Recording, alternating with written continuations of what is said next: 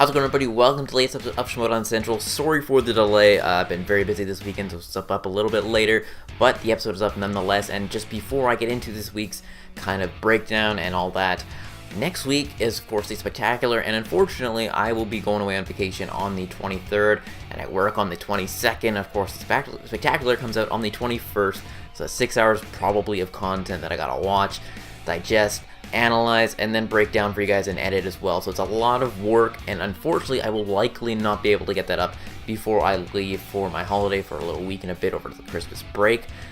But I will for sure get up a full video of the Spectacular, probably that first weekend of January. You'll probably see the video go up. Apologies for that delay, but I really want to know, do you want to see maybe just a quick reaction of my thoughts, quickly, briefly, no graphics, kind of just me talking, probably going to either on my phone or maybe just my camera, no graphics at all. Do you want to see that? Let me know if that in the comment section below. I'll also put up a poll probably on Twitter, or ask that question there as well, so you can respond there as well.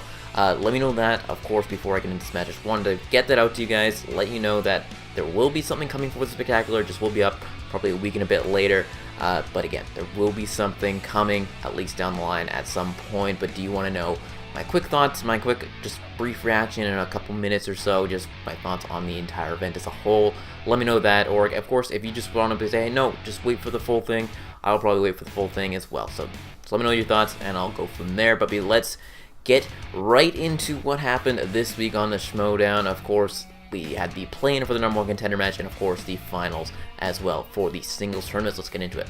So on Tuesday we had Dan Murrell taking on Marc Andreyko. Andreyko coming in with the 6-4 record, 1 knockout, ranked number 4, while Murrell coming in with the 8-4 record, 5 knockouts, and ranked number 1. Round number 1 was close early on, but Marc Andreyko the first to miss on question number 5, and Dan Murrell continued to play great in round number 1 as he was able to extend the lead as Marc missed a couple more questions. Dan Murrell coming up with some big pulls. Question number 6, a big pull on the core line question, and then a great use of his repeat on question number 8 to get that perfect round. 8 for 8 for Dan Murrell, Marc Andreyko 5 for 8, a solid round for both of them, but Dan Murrell able to go perfect yet again. It seems to be going back and forth in his round number 1s, a good match and a bad match, but again a good match here, and also able to get that perfect round with the extra point as well. 9 for 9 as Dan Murrell now led 9-5 after round 1. Round number 2, Marc Andreyko up first, spinning the category of Disney films. Not a great strength of his, and ends up going 2 for 4, getting a possible 4 out of 8 points. Question number 3, a challenge by Dan Murrell on the Steel Saying Man Cup, and it was awarded to him, so Dan Murrell able to get a 2-point steal as well in this round. Marc Andreyko going 50% in the round. Not the best round one, especially when you're down by 4 points, only getting a possible 4 points as Dan Murrell now led by a score of 11-9 midway through round 2. Dan Murrell up next, spinning the category of, you guessed it, opponent's choice yet again for Dan Murrell, and Marc Andreyko picks the category of Tim Burton movies. And on question number 1, Marc Andreyko challenging for his steal, but it was not awarded to him, but of course nothing to lose in that case, as Dan Murrell able to get every question from then on out, going 3 for 4 for a possible 4 out of 8 points, using his multiple choice wisely, especially when you didn't know the questions, and especially when you have the lead, you can go down to multiple choices. Now Dan led by a score of 15-9. Round number 3, Marc Andreyko needing to pick up some points here in order to send it back to Dan Murrell. Question number 1 coming in the category of crime movies, and he gets that first question correct. Question number 2 coming in the category of war movies, and also getting that question correct to set it up for his 5-pointer in order to send it back to Dan Murrell down by 1. Gets the category of Oscar movies, and unfortunately for Marc Andreyko, unable to get that question correct as Dan Murrell wins it 15-14 via TKO, setting a record now for the most knockouts with 6. So with that victory, Dan Murrell improves to 9-4, 6 knockouts, while Marc Andreyko falling down to 6-5 with 1 knockout. Dan Murrell going 12 for 13 for questions he was asked for 92%, while Marc Andreyko going 9 for 15 for questions he was asked for 60%. A very impressive victory for Dan Murrell, of course, will now play the loser of Clarke versus Ethan in that championship final, which we'll get to in just a moment. So there you have it. Dan Murrell, of course, will now play the loser of the Clarke Wolfe versus Ethan Erwin final match, which we'll get to in just a moment there. Big win for Dan Murrell. Again, it seems to be 50-50 for Dan Murrell. Is he going to play hot? Is he going to play on the weaker side of things? Not that he's never playing really bad, but just, of course, not up to his standards. Of course, the big Dan Murrell came to play here, and, of course, he was dangerous, as his namesake says. Then, of course, we saw some other little scenes throughout here, and, of course, you had Elliot getting taught by Lon Harris. What does this all mean? A very amusing scene, and then, of course, another funny kind of scene with Bibiani setting up an office to teach people, but enters as no one really coming around so far, but maybe that'll happen eventually. Remains to be seen. Maybe the storylines get progressed at the Spectacular, or, of course, next season. And let's get into, though, what happened at the tournament final, the big match of the week, Clarke Wolfe, Ethan Erwin. Let's get into it now. So on Friday, we had Clarke Wolfe taking on Ethan Erwin. Ethan coming in with the 5-1 record, 2 knockouts, ranked number 8, while Clarke Wolfe coming in with the 8-5 record, ranked number 2. And in round number 1, Clarke missing off the top, but managing to fight back and tie it up on question number 4. And they stayed toe-to-toe here from the entirety of the round at this point onward. Both competitors going 6 for 8 in the round, keeping it tied up. A very competitive game at the end of round number 1. It made for an exciting 5-round matchup. Round number 2, Clarke up first, spinning the category of animated movies and doing okay for herself, getting those first 2 questions correct to go 2 for 4, getting a possible 4 out of 8 points. Not too bad for her there, but of course, following that, she did give up a 1-point steal on question number 3, and then another 1-point steal on question number 4. This gave Clarke the lead, but only by a score of 10-8 midway through round number 2. Ethan could take advantage of this with his spin, and with his spin, he spun the category of Drew Barrymore movies, and he goes 2 for 4 as well, 4 out of 8 points, missing on question number 3, no steal by Clarke here, and then giving up another 1-point steal on question number 4. Very similar type round, slightly better for Ethan as he now led 12-11 at the end of round 2. Round number 3, the betting round, came in the category of horror movies, a big strength of Clarke Wolfe's, and she ends up betting 2 points. Ethan Erwin, he ends up betting 3 points, and Clarke gaining those 2 points, and same with Ethan also gaining those 3 points. Ethan had the better play here, betting those 3 points and gaining another point on Clarke Wolfe, as now Ethan led by a score of 15-13 at the end of round 3. Clarke only down by 2 though, and she could make up some ground here with the speed round, and she does exactly that, going 4 for 4 for questions he decides to ask, Ethan going 1 for 1. Both perfect in that speed round, but Clarke quick on the buzzer, and now up by a point as Clarke led 17-16 at the end of round 4. Round number 5, the final round, Ethan up first with the category of 80s movies. He gets that first question correct to send it back over to Clarke Wolfe up by a point. Clarke gets the category of sports movies, not a big strength at first, but again, getting that question correct now to go up by a point, 19-18. Ethan up next gets the category of Nicole Kidman movies, and unfortunately cannot get that question correct, and it came down to his 5-pointer in the category of horror movies, and Ethan gets that question correct to now go up by a score of 23-19, putting the pressure back on Clarke Wolfe, making her have to hit her 5-pointer. Question number 2 for Clarke, coming in the category of the 2010s, and unfortunate for Clarke, not able to get that question correct, but it really doesn't matter in the grand scheme of things. Question number 3, it all came down to this. The category was biopics. Needed this question to win the game, and needed the movie which was about Barack and Michelle Obama and the courtship. And unfortunate for Clarke Wolfe, sing Southside with me. And unfortunately, it was Southside with you. One word making the difference here, the big difference maker, as Clarke unfortunately loses this one. Of course, coming down to that final question, and Ethan winning it by a score of 23-19, and will now play John the Outlaw Rocha for the championship at the Spectacular. With victory, Ethan improves to 6-1 with 2 knockouts, while Clarke now falling to 8-6. Ethan going 12 for 17 for questions he was asked for 71%, while Clarke going 14 for 20 for questions he was asked for 70%. Not a bad game by Clarke, not a bad game by Ethan. Coming out of that final question, of course, each one had their strengths and weaknesses in this game. Clarke, of course, big in that speed round, but unfortunately came down to that final question, the 5-pointer, making all the difference, and Ethan Erwin winning this one.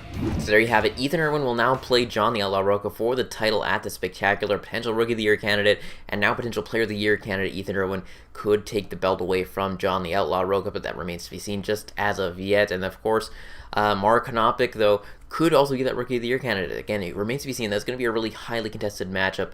Who actually wins that kind of title and award? So that'll be interesting to see. And of course, speaking of the inner geekdom stuff, after the match we got to see Ken Napzok motivate Mike Kalinowski a little down in the dumps, but of course Ken Napzok coming to his aid. And then of course before the match we saw Jen kind of get told by Brienne to just don't show up for these post-game interviews. We're trying to make a point here. Thad Williams, of course, having to conduct those after the match this time around.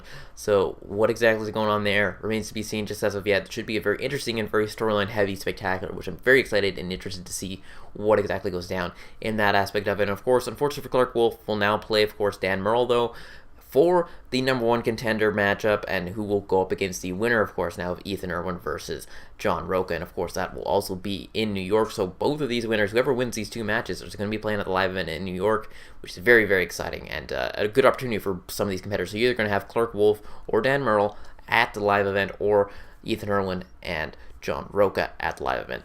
Very exciting stuff. Can't wait to see what exactly goes down, but let's get into what's going to happen, of course, next week, which, of course, is spectacular, and, of course, everything else in the world, like our play, misplay, and player of the week, so let's get to it right now. Not sure the order of all these, but we, of course, have multiple matches at Spectacular, and starting with the Commissioner Bowl, MF5 taking on Christian Harloff, taking on Thad Williams, taking on Tom Dagnino. It should be a very exciting and interesting one. Who's going to be the commissioner coming out of it? I think you have to put your money on Christian Harloff at this point. He's a former champion. He's probably the front runner for this matchup, but anything can happen, of course. MF5, I think, is a dark horse, and same with Thad Williams. I don't know how about Tom Dagnino. Of course, though, if he gets a strength like Sly and Arnie, anything can happen, really, in this Commissioner Bowl. So it will be an exciting one. I think you got to put your money on Christian Harloff, but again, there could be some dark horses in all three of these competitors, and I think Thad Williams is maybe the overlooked one that potentially could retain his commissionership because he wasn't too bad with his team in deep cuts earlier on in the Schmoedown's run. Then, of course, we also have the Star Wars Championship. Alex Damon taking on Ken Napzok. This one will be very heated, very exciting. Ken Napzok, former Star Wars champ, taking on the current Star Wars champ, and Alex Damon. Who will come out on top? This is a coin toss, honestly. It all depends on who makes that mistake, who makes that odd mistake that one of them will make eventually. This one, I don't know. I think you flip a coin on this one if you're betting on this one. Alex Damon could easily retain it, but Ken Napzok could easily take this one. It's up in the air. I'm excited for it. Then, of course, we have the Inner Geekdom Championship. Mike Kalinowski taking on the amazing Mark Hanopik, the rookie sensation, undefeated on the year so far. The rematch, of course. Mike Kalinowski getting himself in this position through Thad Williams, kind of manipulating him, but he got in this title position, so that'll be exciting. Mike Kalinowski, can he take the title away from Mara? And will Mara's rookie season remain undefeated, or will she come up with a loss here at the Spectacular? Who knows exactly what's going to happen here. This one will be tough. I think, again, this is another coin toss type of match here. If some of them get their strengths like a Harry Potter for Mara, or something like a DC for Mike, it could be their game to take. But if they get one of their weaknesses, it could be to go the other way. Again, this is going to be a very close, highly competitive match. I can't wait to see what happens. Then we also have the #1 contender match, as mentioned earlier. Clarke Wolfe taking on Dangerous Dan Murrell. That one will also be very exciting. Dan Murrell winning originally against Clarke Wolfe way back in the day, but Clarke is a new competitor. She's a team champion. This one will be exciting. Can Clarke Wolfe make it to New York to play for the title yet again? Clarke Wolfe having multiple title opportunities. This one will be exciting. She can get that chance at a live event, but Dan Murrell also very competitive, and can he do it? Although he's been going back and forth, if that kind of trend continues, he might end up losing this one, but again, anything can happen at Spectacular, and Dan Murrell, of course, always a heavy favorite going into these things, but don't count Clarke Wolfe out at all.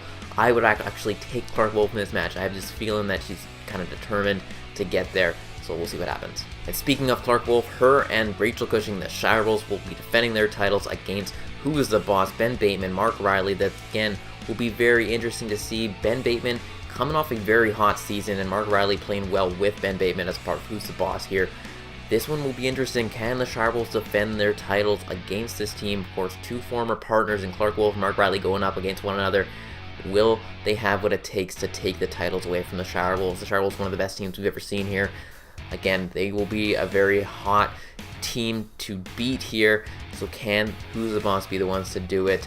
There could be the fatigue coming into play here with, of course, Clarke playing in a previous match. That could potentially come into play, and Who's the Boss could take advantage of that. But I think you got to take the Shire Wolves at this point, but Who's the Boss? Don't be surprised if they end up taking these belts. And then the main event, of course, we have John Rocha defending his title against the tournament winner in Ethan Erwin. I want to cheer for John Rocha because he's my favorite competitor in this league. I've been supporting him since day one, but don't count Ethan Erwin out here. I think Ethan's got a good chance to take it from John Rocha. Just speaking as a pure analytical point of view here, he's got some of the best stats in the game, but Rocha's a competitor. He's used to these 5-round matches, used to those speed rounds.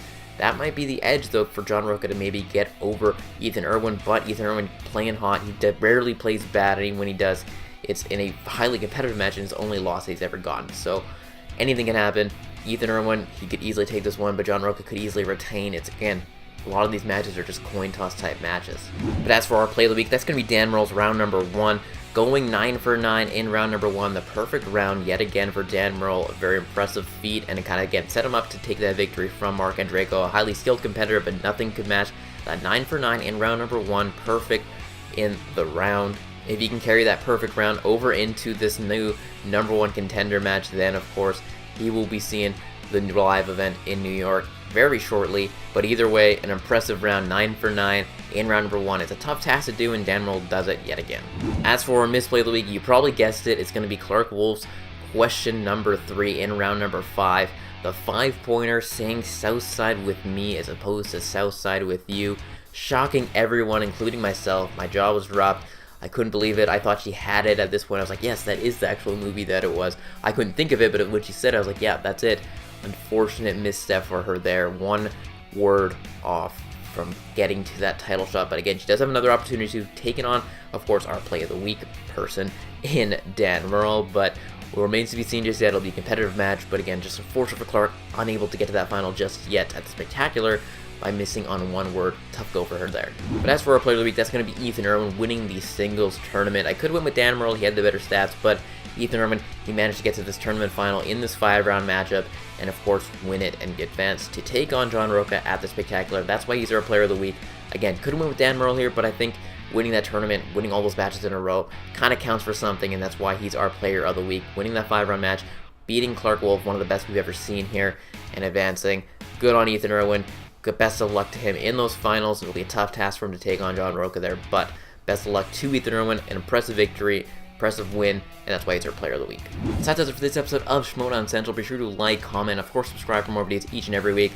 Let me know all your thoughts in that comment section below, what your predictions are for the Spectacular, what your thoughts are on the play, misplay, and Player of the Week, all that good stuff. And of course, let me know if you want to see a little mini reaction video for next week's matchups at the Spectacular. Just kind of guess I'll be on vacation. Won't have time to probably edit a video before I leave. So let me know all of that in the comment section below as well. Follow me on Twitter at 94byThomas or at Schmoedown10 to keep up to date in the world of myself and of course the world of Schmoedown Central just in general. So thank you all for watching. Thank you for subscribing, liking, commenting, all that good stuff. And I will talk to you all next time on Schmoedown Central. And if I don't talk to you until next year, have a Merry Christmas, Happy New Year, Happy Holidays, all that good stuff, whatever you celebrate. Just enjoy the holidays, have a good time, and I will talk to you all next time on Schmoedown Central.